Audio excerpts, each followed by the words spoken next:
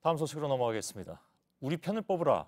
이제 너무나 유명한 표현이 돼버리고 말았습니다만 김관진 전 국방부 장관이 서명을 했던 문건에는 이런 내용이 담겨 있었습니다.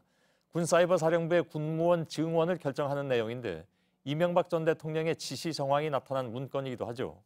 이와 같은 문건을 토대로 검찰은 김 전 장관에 대해서 직권 남용과 정치 관여 등의 혐의로 구속영장을 청구했고 김 전 장관은 지난 11일에 구속된 바 있습니다. 하지만 구속 열하루 만에 김 전 장관은 풀려났습니다. 앞서 서울중앙지법의 영장 전담 판사는 범죄 소명이 됐고 증거인멸의 우려가 있다고 판단해서 구속했습니다. 그러나 같은 법원의 구속적부심 재판부는 범죄 성립에서 다툼의 여지가 있다, 또 증거인멸 우려도 없다면서 김 전 장관을 풀어준 겁니다. 앞서 구속 당시와 달라진 상황은 그런데 아무것도 없습니다. 즉 같은 사안에 대해서 같은 법원의 판사들이 전혀 다른 판단을 내놓으면서 논란이 커지고 있습니다. 먼저 이지혜 기자의 보도입니다.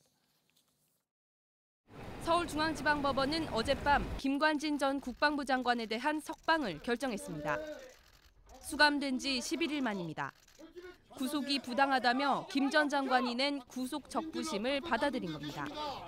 심사를 담당한 중앙지법 형사수석부는 김 전 장관의 변론 내용 등으로 볼 때 범죄 성립 여부에 다툼의 여지가 있다며 방어권 보장을 이유로 석방했습니다.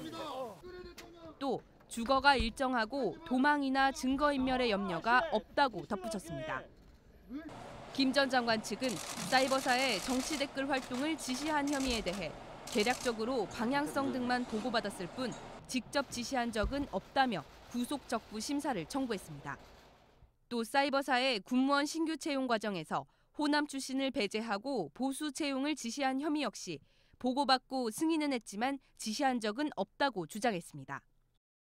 김 전 장관을 풀어준 형사수석부는 이미 증거 자료가 충분해 도주나 증거인멸 우려가 없다는 주장을 모두 받아들였습니다.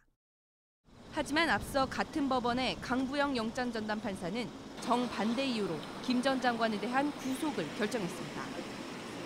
주요 혐의인 정치 관여 혐의가 소명되고 증거인멸에 염려가 있다고 판단한 겁니다. 한 법원에서 같은 사안에 대해 내린 상반된 판단으로 구속 기준의 일관성에 대한 논란이 커지고 있습니다. JTBC 이지혜입니다.